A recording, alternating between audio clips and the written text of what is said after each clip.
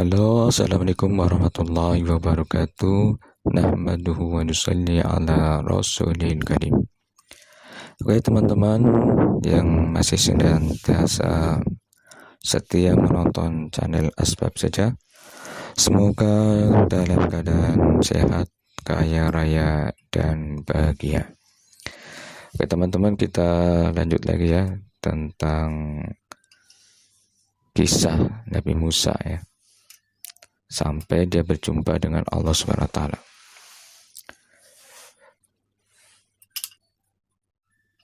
Ini di kisah ini banyak juga versinya ya.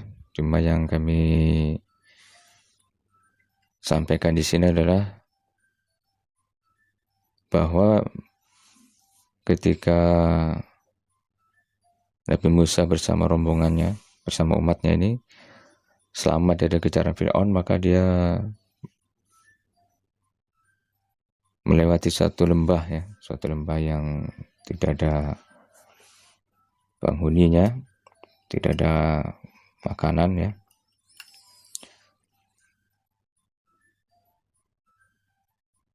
Kemudian Allah SWT memberi rezeki langsung dari langitnya. Kalau tak salah namanya manna dan salwa ya. Langsung makanan yang tinggal makan saja, tinggal santap aja ya. Kemudian untuk air, Nabi Musa langsung pukulkan tongkat ke batu, langsung keluar air ya. Kurang lebih ada 12 mata air sesuai dengan suku-suku daripada umatnya Nabi Musa alaihissalam. Yang perlu diperhatikan di sini adalah bagaimana umatnya Nabi Musa ini dijamin ya makanannya tanpa susah payah, dijamin oleh Allah SWT. Bahkan makanannya langsung turun dari langit. Ada sebagian mengatakan bahwa ini dari surga ya, makanan dari surga. Ini kenapa bisa terjadi seperti ini? Karena umatnya Nabi Musa ini, mereka senantiasa dalam keadaan iman pada Allah. Imannya masih kuat, masih taat kepada Nabi Musa alaihissalam, sehingga ada keberkahan ya. Ada keberkahan di kampung itu, di seluruh orang di situ ya, maksudnya satu kaum itu ya. Jadi tidak, keberkahan itu tidak turun perorangan ya, tetapi semua umatnya Nabi Musa mendapatkan makanan dari surga ini ya. Karena mereka masih dalam keadaan taat kepada Allah, taat kepada Rasulnya, yaitu Nabi Musa alaihissalam. Jadi apabila kita hari ini mengendaki kebaikan-kebaikan dari Allah ya, maka kita ini syaratnya ya sama. Taat kepada Allah SWT, beriman pada Allah SWT. Kemudian karena kita ikutnya Nabi Muhammad, maka kita ikutin apa yang dibuat oleh Nabi Muhammad. Insya Allah kita akan mendapatkan keberkahan ya, bahkan bantuan daripada Allah SWT.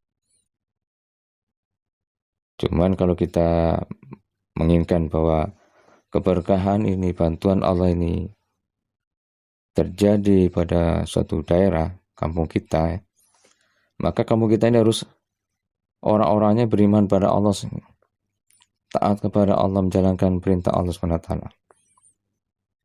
Ya, misalnya satu kampung ini laki-lakinya sholat di masjid, kemudian perempuannya ini sholatnya tepat di awal waktu, dan banyak kebaikan-kebaikan dibuat di situ di kampung, maka akan Allah turunkan kebaikan-kebaikan di kampung itu. Tetapi kalau kampung itu yang baik-baik ya, hanya sebagian kecil saja ya, keberkahan tidak akan turun di kampung itu. Apalagi kalau di kampung itu kemaksiatan lebih banyak, maka kan susah ya, keberkahan turun. Makanya perlu kita pikirkan juga apabila kita mau agar kampung kita, bahkan sampai negeri kita ini bisa mendapatkan keberkahan, bantuan dari Allah SWT, maka sarannya di kampung itu atau di negeri ini menjadi orang-orang yang taat pada Allah SWT. Seperti itu ya. Cuma dalam kisah ini kemudian tidak berlangsung lama ya. Tapi ada yang mengatakan ini 40 tahun ya. Kemudian bagaimana bajunya? Ada sebagian karena ketika 40 tahun maka bajunya pun membesar seperti itu ya. Apakah mudah bagi Allah? Mudah sekali. Apabila kita tengok hewan-hewan ya, ada yang punya rumah dari kecil sampai besar.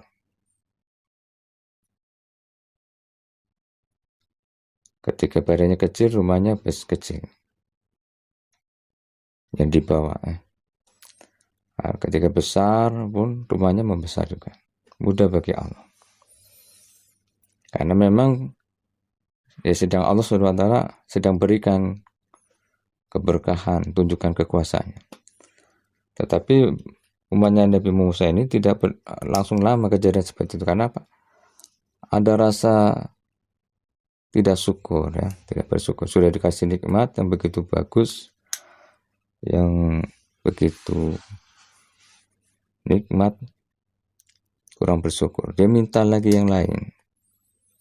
Menganggap bahwa ada kesenangan lain. Jadi kesenangan ini sesuai dengan pikiran dia, ada kesenangan lain.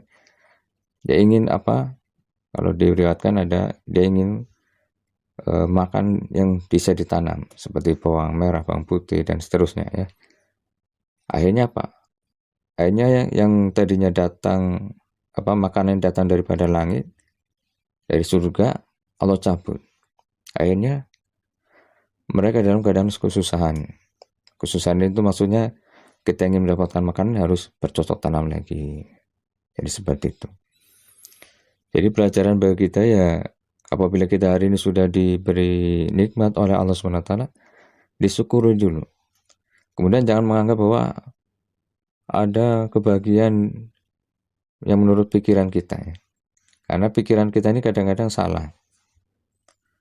Makanya perlu kita sandarkan kebahagiaan kita kepada Allah SWT.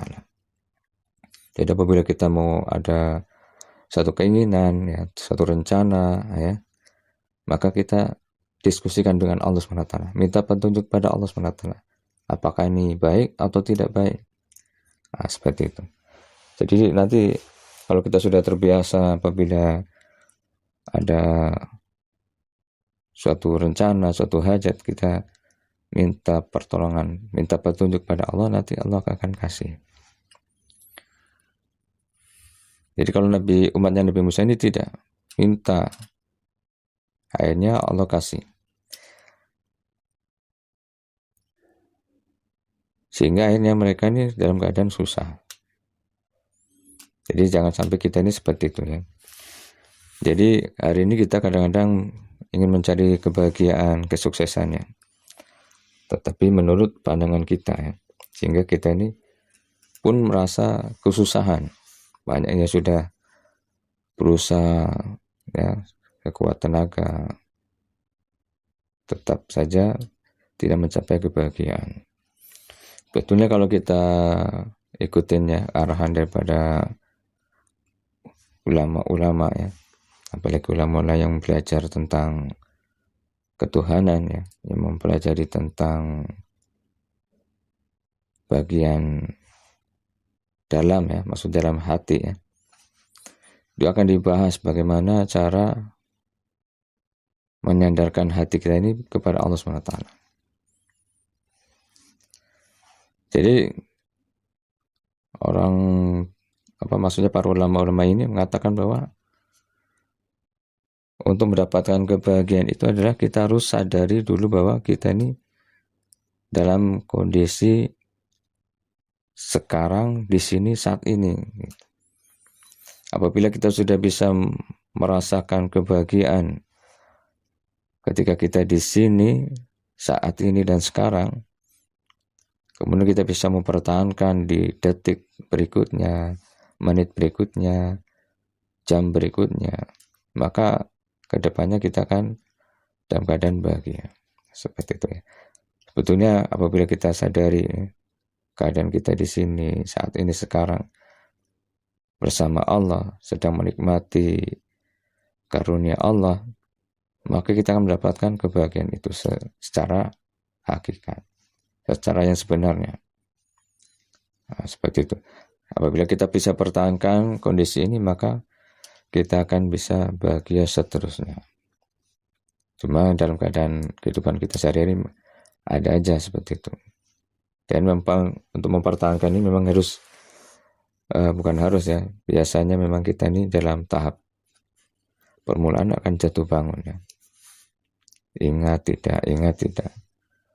Intinya adalah apabila kita ingin bahagia, sukses di dunia dan akhirat, adalah kita tetap yakin kepada Allah, bersandar hanya kepada Allah, kemudian tanamkan kesadaran kita selalu bersama Allah.